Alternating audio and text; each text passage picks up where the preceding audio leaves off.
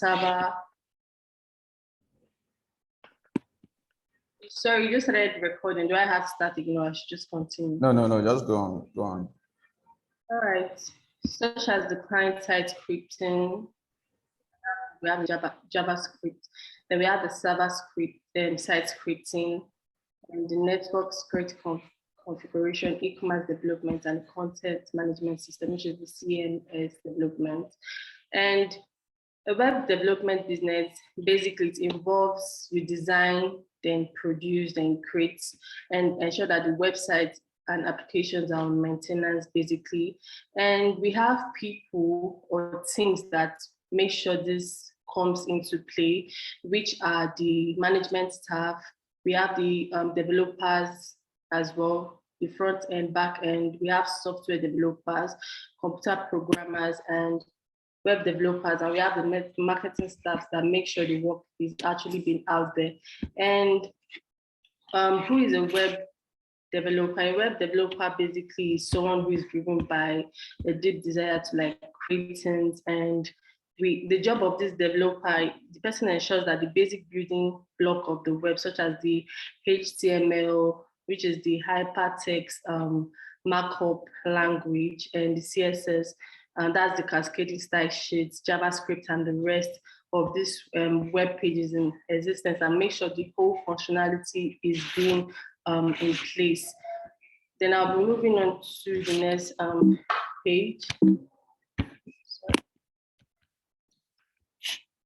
So we already discussed about what is a web development. So how does this work basically? And if you want to create a web development, a website, basically, all you need to do first is to get a domain name and a URL. So for the domain name, it's very important to choose like a very good domain name, something that is close to your brand name, and it's actually matching the email address that you picked to for your brand. So the reason for picking a domain name is to make your brand look professional, your site look professional rather, and so it will not look like a scam page as well, and make customers to like trust your page. So how do you understand domain name and URL? So your domain name is part of your URL, which is the unique resource locator. And for the URL is a website address in the internet, basically, and it makes customer to get to your website easily. And the URL is made up of so many things like the HTTP or the HTTPS, the www, which is the World Wide Web. Then we have the domain extension and the domain name. So for the HTTP or the HTTPS, if a website has a security certificate, which is the SSL, that is the HTTPS. But if there is no website certification, it is known as the HTTP without an X. So I'll be moving on to how to keep, sorry, excuse me.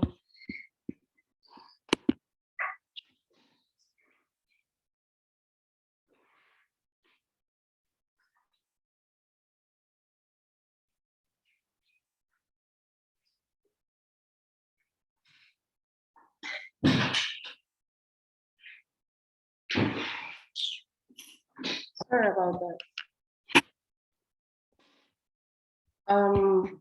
So how do you keep your brand like with the consistency, like when creating this website?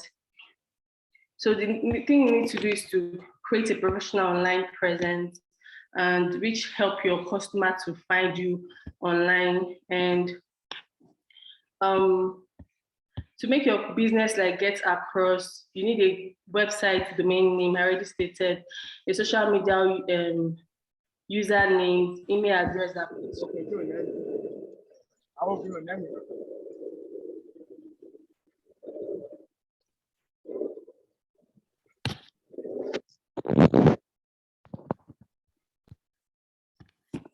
Okay, so I'll be moving on to the second step.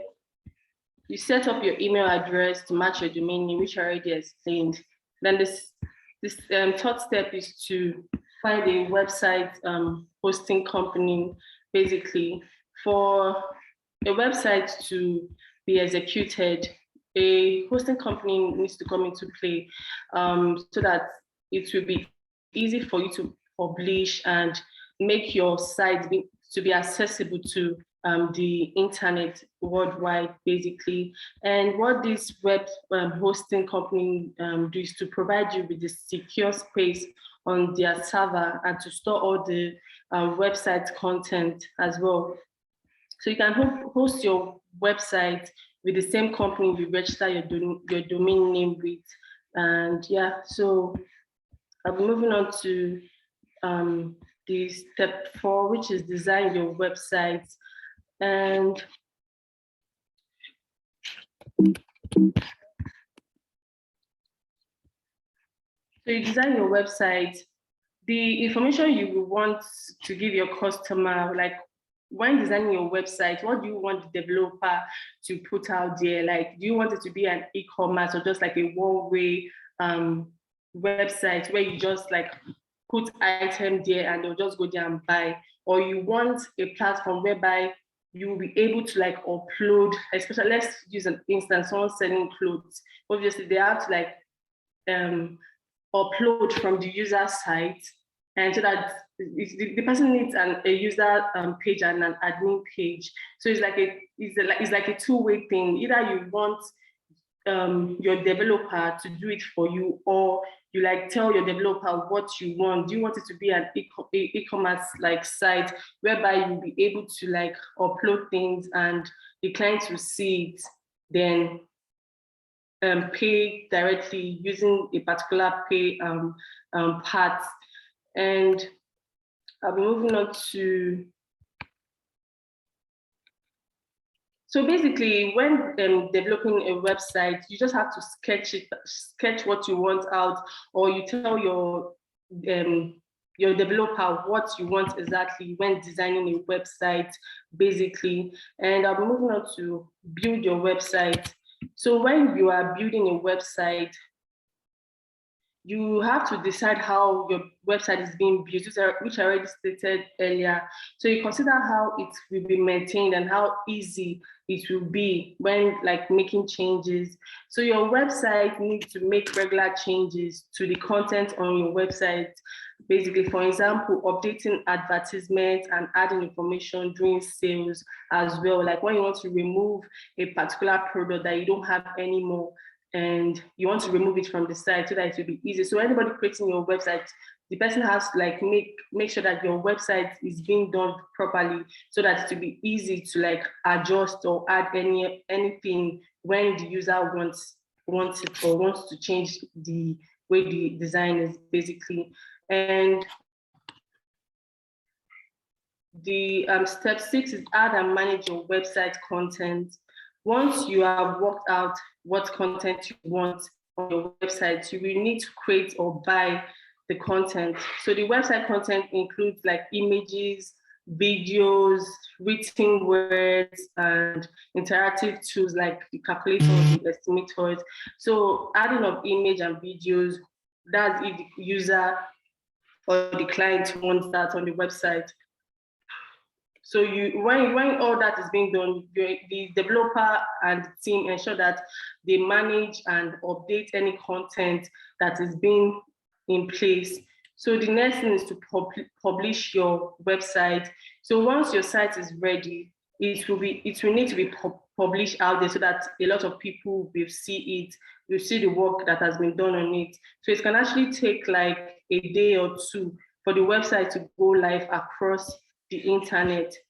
So I already stated people involved in making a website possible. So I have more here. We have the project manager, the data analyst, the back-end developer, the front-end developer, the architect, the UX design or the graphic design, and the tester as well.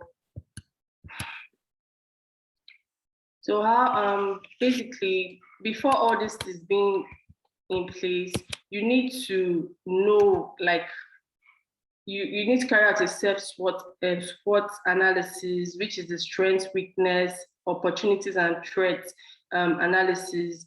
You have to know the strengths when carrying out this website development, the weakness, the opportunities that come in place, and the threats as well. So I'll be moving on to the pros and cons of opening a website, and what do all the operating expenses and startup costs is. So for you to start up a web development business, you need to know the advantage and disadvantage of opening a website. This can be stressful, like coming from the user end and coming from the whole negotiation and all. So what do all the operating expenses and startup costs? You need to know the amount, like when starting this web development business, you need to know the hosting, because obviously it's not going to be free when you want to host a website. You need to pay for all these things, and the domain as well, you need to pay for it. So you need to know the amount of money that it will cost for you to like develop or start up a website. So who would you be targeting, like when it comes to the audience? You need to know the particular websites you have to create and to reach out to your targeted audience. Is it like when it comes to fashion, or you just need to check all this in place before opening a website and designing as well? So how long will it take to reach a break-even point? What are you going to name your company? So like I said earlier, getting a domain name that matches your company name is very, very important. So it won't cause confusion when people want to check out your brand or your company. So I'm talking about registration process as well, and compliance and other professional requirements. So when you are registration process basically has to do with the CAC. When registering a brand, you have to do all that so that it will be easy for your website to look more professional and look more secure. So because customers will not be like, hope this website is not a scam site, something like that. So you have to make sure everything looks professional. You register the necessary things you need to register when opening a website and working on your brand as well. So I already talked about determining the target audience and market, people you want to push out, show this website to basically, and determine the startup cost. I already explained that. Create a good website, list down the operating expenses, which I already stated initially, and decide the service you want to offer. So in addition to identify your viewers market, you are going to want to build a very well-defined selection of offers, which is being characterized by the service that is being developed, and they create the recurring income. So determine the price for services as well. Then find your dream team, which I already explained initially. And yeah, I think that's all. Then promotional activities, and which is the marketing team I stated. Once you're done with your once you're done creating your website, you ensure that the marketing staff is being able to like push this out there, and you can do ads and other means, or use other marketing tools to make sure that this gets to the targeted people it needs to get to. So that's it for. Okay, so we have the merits of establishing a web development business in 2022. So it's easy for you to start virtually. You don't need like a space or office or company for you to start a web development business. You can actually start online with your team. You communicate, have like stand up with your teams online virtually. You don't need like an office when starting a web development business. So you can start with a part-time basics, then you hire dedicated developers with knowledge, understand the client's needs. So in conclusion, all you should do is critique the work of your rivals and decide what you can do to give consumers better service and stand out among the multitude by advertisement, which makes you special, stronger, and more respectable for customers. Thank you for listening. Any question? All right, thank you very much. Thank you for the presentation.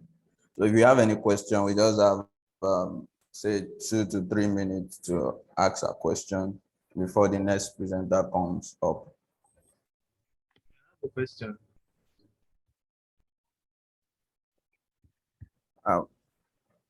Did anybody say there's a question? Yeah, I have a question. Okay. So, in a time like this where things are so difficult and you know there's a lot of conflict, chaos, and financial issues, inflation. How will a web development company stay alive in a time like this? Because what is actually, yes, we know tech is the in thing now, is the new gold, and a lot of people are getting acquainted with it. But at the same time, a lot of startups have failed in the past and even in the present, and even in the future, more will see even fail. What do you think is the okay? I think you are trying to say something, or is it me that maybe I'm not projecting? You're breaking. What was the last part you said? Okay, let me switch. Let me switch. We can hear you now, Abby. Yeah, I did not get the last part you said. Okay. So what I said was that how will a business thrive, especially a web development business, thrive at a time like this when there's a lot of When there's a lot of what? conflicts, conflicts of inflation, war, and all that.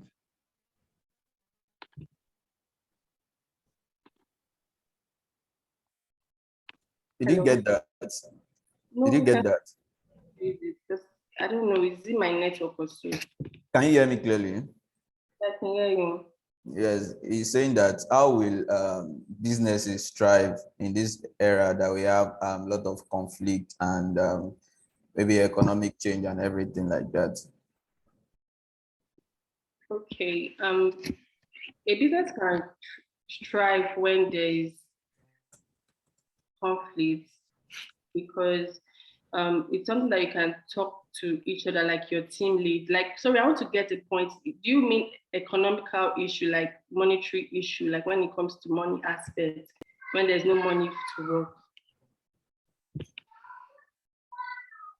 Mr. Michael. Okay, it's not just in terms of finance, it's about actually staying alive all through the process. Maybe I'm starting a web development company in this era of issues. So what is the probability that is even going to survive this whole? Mr. Michael, please, I think you should just type the question and drop it on the chat box because the network is now, we can't hear you clearly. So thank you very much. You can stop sharing your screen now as we have the next presenter come up. So before the end of the session, we can just take up the questions. Thank you.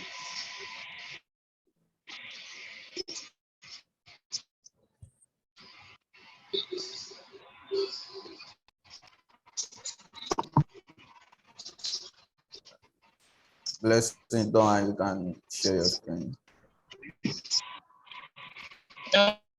Okay.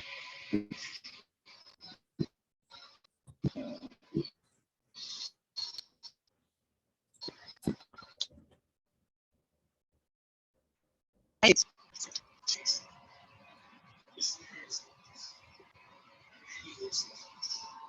Can you see the screen? Can you see my screen?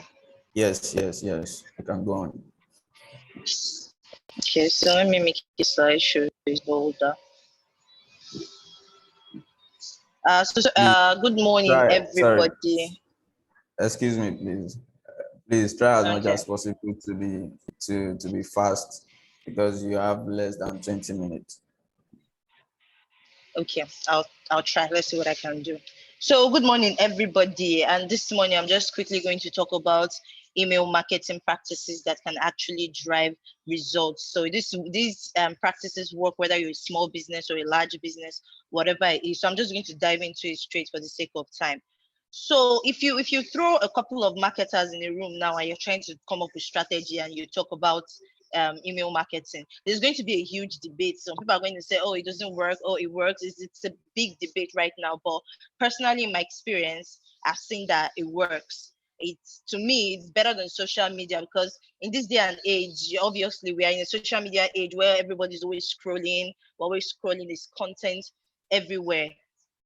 So what makes email marketing stand out to me is that when somebody decides to read your email, open your email and read it, you have their attention at that time. There is no distraction compared to if I put a post on Facebook or Instagram, and then there's always something to share. What's the word? To distract you. So email marketing is one of the best way you can have their attention at that time and get them to do whatever it is that you want them to do, take an action, register for something, or what are that. So social media filters commercial content so it doesn't reach everyone, especially Facebook, because these days Facebook is now more, it wants to be a friends and family app. That's the way I see it. So commercial content from brands don't get out as much as they should. So in email marketing, there's a subscriber base already interested in topics supplied by businesses. So they have the option to open and read emails. Unlike social media, it's just thrown at you. Whatever the algorithm brings to you, you see it. So a company has found out that email marketing can be up to 14 times more effective than social networking. So, and I believe. So when it comes to email marketing, one of the key things that you must know is content. Content matters. You can while the points I want to generate in this presentation will help you generate leads, and the point I want to make in this presentation will help you generate leads and increase the success of your email campaign, effective content marketing is key too. Is key. If you don't have the right information, if you're not saying the right things, if you're not talking about things that appeal to their interest, they won't read it. For instance, I'm in Emigrate and people in my audience base are interested in jack buying. So if I'm coming and I'm saying another thing, I'm talking about things, they won't read, they won't listen. That's not what they're interested in. So let's keep that in mind. Content marketing is a different conversation on its own. So one of the first things that you should never do when it comes to email marketing, never buy contact lists. A lot of businesses do this.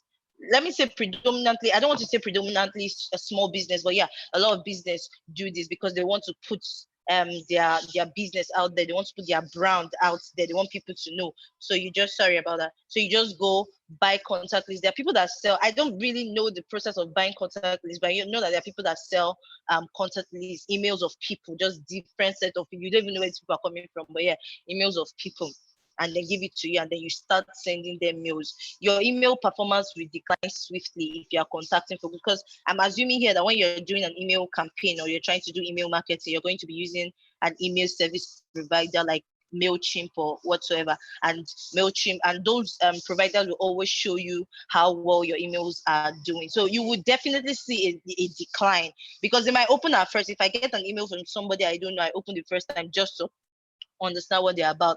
After 2-3 emails, I already figure out whether or not these people are for me, and then I stop reading. So it happens to, if you're sent to 1,000 contacts, that's how it's going to be. So just expect that it will decline if you're contacting folks whose information you purchase rather than you gain from a prior conversation. When I say prior conversation, for instance, if somebody lands on Emigrate's landing page by accident or by ads, or maybe on social media, and then they register and give us their emails, and then we start sending we've already had the prior conversation. Oh, this is what we do, we are Emigrate, this is what to do. If you're interested, let us know, drop your email. So they already know, and so they are expecting us. When we send message that appeal to their interest, they want to read. Or another thing you should do is you regularly purge your mailing list, because let me just be practical about it. Emigrate is interested in helping people jackpot. So obviously, there are people who will enter the funnel, enter our list, will send email, they become customers, they convert, and then we help them and they jackpot. At that point, they are no longer interested in our emails. They are no longer our target audience because they've left. So if you leave them in the mailing list and you keep sending them mailing list, they won't open, they won't do anything, to be affecting the score on your campaign. So just making it seem as if you're not doing it. So purge your mailing list, remove people that have unsubscribed, remove people that maybe have not opened a mail in 6 months or in 3 months. You can tell that, okay, this person is not our target audience. And bear in mind that email service provider will help you see who is opening and who is not opening. So you don't want your emails in spam. But most times emails, when you buy emails like that, it goes into spam for the most part, it goes into spam from what I've noticed. I don't know the entire system behind it, but yeah, I know that there's a high chance of your emails going into spam if you are buying, because you didn't give them permission to, because they didn't give you permission to message that. I'm sure that I'm sure a lot of us here have been registering on sites where you drop your email and they'll send you a confirmation that you should confirm. That confirmation is strictly for their messages not to be going to spam, because you are allowing them, you are agreeing that they should send you emails. So you want to and you can't do that when you buy email lists. So another thing you want to do, you want to ensure good user experience. Like when you're writing, the font size and the way you place your call to action buttons, if you're using pictures of it, you have to make sure that you are providing good user experience. You're telling a good story and people can follow. When it comes to marketing, there's a style of writing. You have to direct people with your content down to the action that you want them to take. If you want them to click on the link, if you want them to register, the write-up, everything matters. They have to, because, and bear in mind that when people are reading, when people open messages or see, they first scan. So you have to write for scannability. They just scan first to understand if they want to read this or not before they now actually say, okay, oh, I will read it. So what you want to do is you want to have maximum of 3 fonts. I prefer 2. I always prefer 2 fonts, maximum of 2 to 3 fonts. Any more can divert readers and disturb visual appeal, and you don't want that when you're using 50 font or 4. It doesn't when you're reading this, it doesn't provide a good user experience when you're reading. So stick to 2 or 3 fonts. Use web safe fonts in width ranging from 10 to 12 points. So that's because people open emails on different devices. Some people open on their computer, some people open on their phones, some people open on their laptops, on their tablets. So you want to design your emails, and designing your emails happens on your email service provider platform as well. So you want to make sure that your emails, anywhere that they open it will appear where. Because if you're using really, really big fonts, when you open on a system, it's easier to see big fonts on a system. They can still even manage to stay where. But if you're using it on a phone, the user experience is not it at all. So, but to be on the safe side, just use 10 to 12 font size when you are writing. It's better that way. You also have to make sure that the width of your email is this between 560, 50 pixels. And this can also be set when you are designing your emails on your email service providers. Email service providers are things like MailChimp. I think MailChimp is the other one that comes to mind. Now, GetResponse, yes, GetResponse, and all of that. A lot of service providers, Zoho, and all of that. So I'm sorry I'm rushing because of time. Number 3, you want to optimize your email. You want to make your email preview text more effective. If you look to my right here, this message you're seeing, Carthage Buckley, who is displaying passive aggression, this is the preview text. Now, you want to make sure that your preview text is telling a message, is telling the individual what your mail is about. That's the essence of the preview text. For instance, their heading, this subject has already told me enough that it is 9 tips for dealing with passive aggressive, whatever that is. That has told me something. But this is not telling me that, oh, they are not only going to show me tips, they're also going to let me understand if I am displaying passive aggression. So if I don't even know I'm displaying it, or if I already know I'm displaying it, this email is enough to make me want to open it, especially if I've been sitting and people have been telling me your body is too hot, your blood is too hot, you're always angry. This is something that would interest me, and which I think was what was in their mind when they were coming with this email. Who is this email for? Every email should have a goal. Every email there's something you're doing with an email. So I feel that the email, the goal for this email was for passive aggressive people. Do you understand? And so with this effective pretext, preview text, this is even wonderful because both the subject line and the preview text makes me realize that it's for 2 different audience. So it works well. You want to make this as effective as possible. Let it give a message, let it explain, if you can, what your email is about, so that people will know whether they should open or they should not open.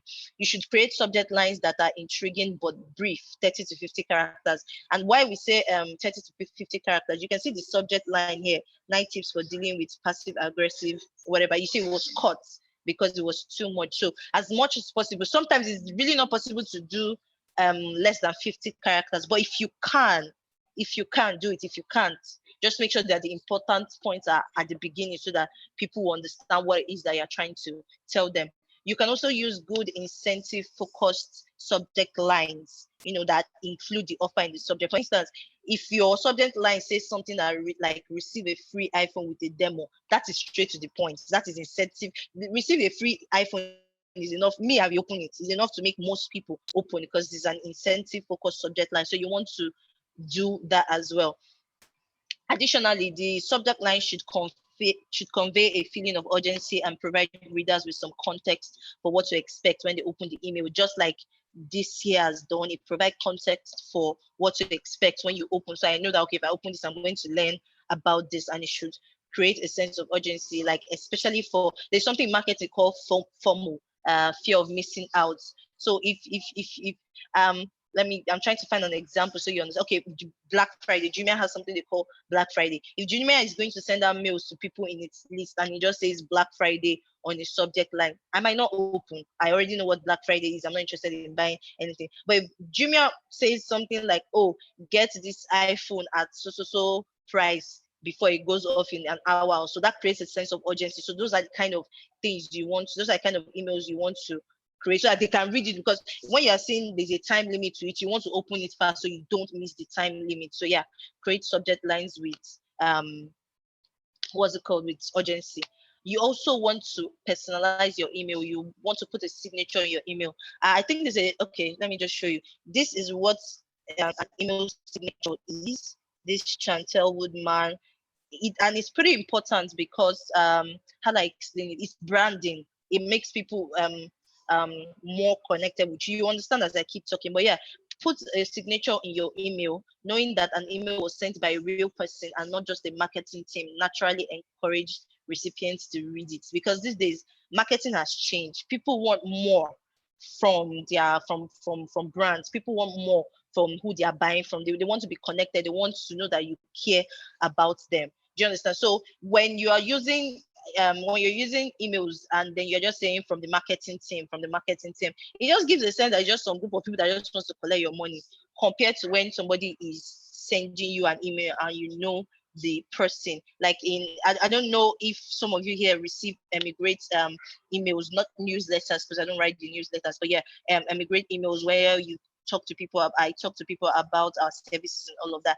In those emails, you would usually see Itohan from Emigrate, and I've realized how it works hit me so much, because there are times I will send emails, then when people come to open day, or when I'm putting messages in the community, because obviously some people in Emigrate communities would also be in our email list, and some people, when they are coming for the first time, maybe they are not even in the community, they just got the mail to attend open day, and they come to open day. When they see my name Itoha on Zoom, they're like, oh, Itoha, nice to finally meet you, I've been receiving email for you. So it breeds that, they are more comfortable when they come. They want to relate more, they want to talk, they're ready to share their problems with you so that you can help, because obviously what you are selling is their solution. So it helps that way. So you want to personalize your greeting, you want to put your logo, just make sure they have an affinity with the brand. And I think Piggyvest does this well. As you can see, Piggyvest doesn't give you a personalized name and say, oh, they just put from Piggyvest. But yeah, you can also put your own, because Piggyvest is a very, very big name.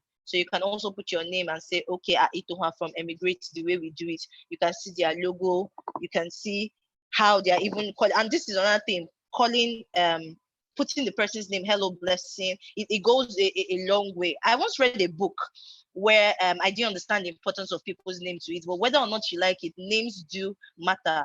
You understand? When somebody remembers your name, it makes you feel good. I once read a book, How to Win Friends and Influence People, and they actually placed an emphasis on names.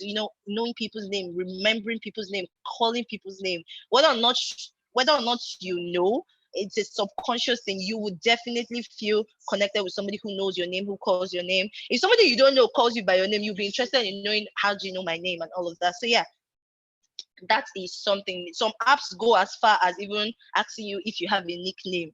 I knew an app that used to do that when I was in NYC. If you have a nickname, and then when you are there, if your nickname is Sugar, when you're there, you say hello, Sugar. So it really, really just makes them, oh, just like, it just feels like you're talking to a friend. That's the essence of personalizing your email.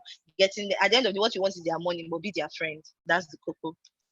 Another thing you want to do, you want to include a subscribe button. Now, this might seem very funny because you begin to ask that people who are receiving your mail have already subscribed to your email. Why are you now still asking them to subscribe? I once there's this I think it's a financial app, RiseVest, or I don't know if I'm pronouncing that, forgotten years, but I think it's RiseVest or something. I used to receive their email like a lot of times. I used to receive it, but I didn't used to read it because I was already using PiggyVest and I didn't need it anymore. So I didn't used to read it until one time they sent me an email and they had a very interesting subject. The subject caught my attention and then I opened it. So I think the content of that email was actually a white paper, but it was so useful to me. I could tell that okay, I am this people's target audience because they had researched, they had like already known what I'll be interested in, and then they sent a white paper.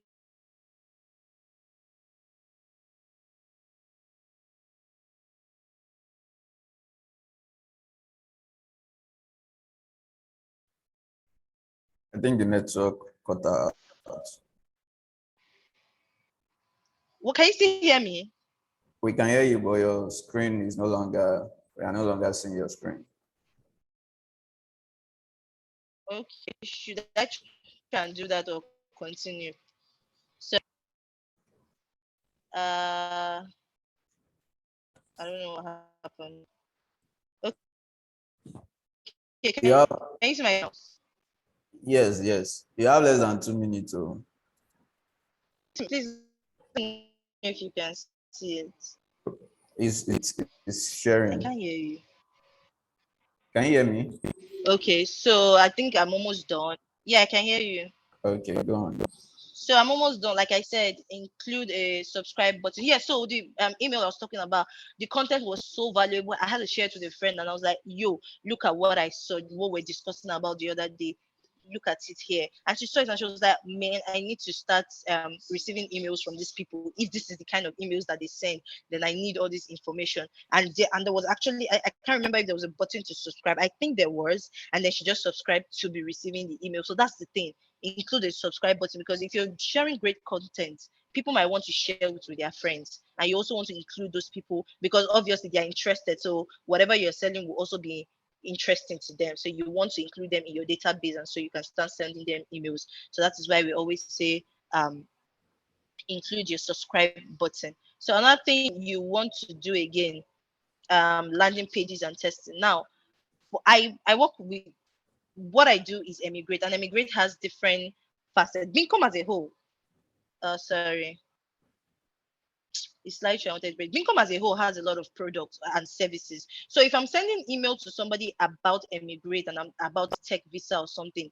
and then the landing page I'm taking them to is now carrying them to another, because obviously if I want you to register for Emigrate Open Day, you have to go to the landing page, either Zoom landing page or Emigrate. I have to take you to a landing page so you can register for the event. You're not going to register it through the email.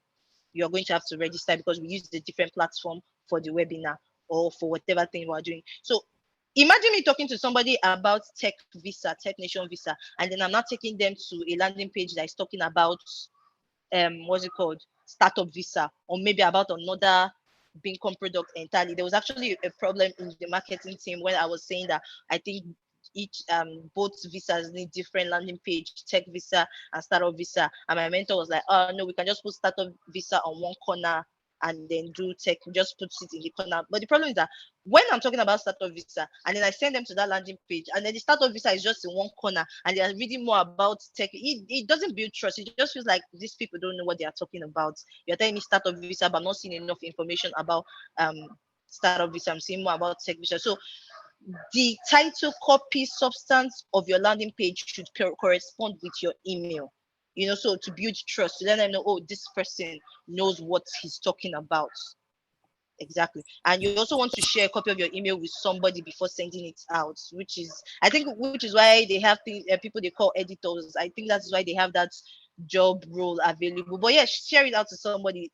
Try to see if the person understands the message you are trying to pass in that email. Try to see if the person understands this, the action you want them to take in that email. Every email has an action, a call to action that they want you to take. Either register for a book, download something, visit their page, whatever the action is. Share it with somebody and then get feedback. Oh, do you understand? Do you understand what I want you to do there? What did you understand there? And all of that and all of that. So yeah. So summary, these days a marketer has, hell Jesus, a marketer has access to several innovative tools that are gaining attention. However, email marketing has endured the test of time. It's as old as, it has endured the test of time in terms of its impact on users. I can say this personally because I've done email marketing and I have seen it give me results. So you can absolutely guarantee that you get the most out of your marketing initiatives by using this time-tested, dependable, and faithful instrument called email marketing. And with that, I have come to the end of the presentation. Any questions? I mean, this was fast. Thank you. Thank you for that wonderful presentation. I think I learned much about Thank you very much. email marketing. I like the fact that you are smiling. It's okay. So I actually have a question, and I want us to do under 1 minute. So, and if any other person have a question, please let us drop it. She will be answering it after the session because the time is up right now. So, and my question is just, how can a small business, you mentioned something about small businesses that they should not buy contact list from anywhere, that it does not work and stuff like that. So how about small businesses that want to engage in email marketing and they don't have anywhere to go to, they don't have new contact or stuff like that? How can they go about email marketing? So if you're doing email marketing as a small business, and then I'm assuming that you also have a social media page. I'm assuming you're doing social media selling. You're trying to sell on social media, because really, if you're not doing that, then there's no way you're going to get an email list. Because if you have a social media page and then people come to your page and then they want to, when they want, okay, adding a top and bottom border and some padding. Covenant, so we can hear your movie. So if you're doing that on social media, when people want to order from you, that's how you get their emails. When they want to order, okay, just give us your email. Do you understand? You might offer incentive and say, oh, if it's food you are selling, if you give us your email, you can have 1 meat extra. You can do that one. If you give us if it's hair, if you're giving us your email, you can have a hairbrush. So just something to get their emails. So when you get their emails, then you can now start, because they are already familiar with your brand. There has to be a prior conversation to get their emails. So when they see emails from your emails will not go to spam. And then when they see emails from, maybe you have new things to offer, you have a new menu, or you have new wigs, or you have new clothes, you can now send them updates and say, oh, I have this in stock. Oh, we're not doing this. That's how you gather. But you first have to put yourself out there and then get them to want to buy your stuff, and then you collect their email. Because email marketing is definitely to nurture your customers, keep them with you, stay on top with them. Do you understand? And if you're lucky and you have for instance, if you're selling hair, most of your audiences will be women. So you can now start generating interesting topics that women will like. Do you understand? Maybe when it comes to take of your hair, or comes to food, or when it comes to those kind of things, just make sure you are keeping your audience engaged and interested. All right, thank you. Thank you very much. I understand that now. So I hope that answers your question. Yes, very well. So I think Faith is no longer on this call. She has left now. So I would have asked her to use maybe 1 minute to answer the question. So it's fine. So thank you very much for today's presentation. Thank you, Tonha, for that presentation. Yakini, now only your neck at this. Where's your back? Cannot see your back. I've done that. All right.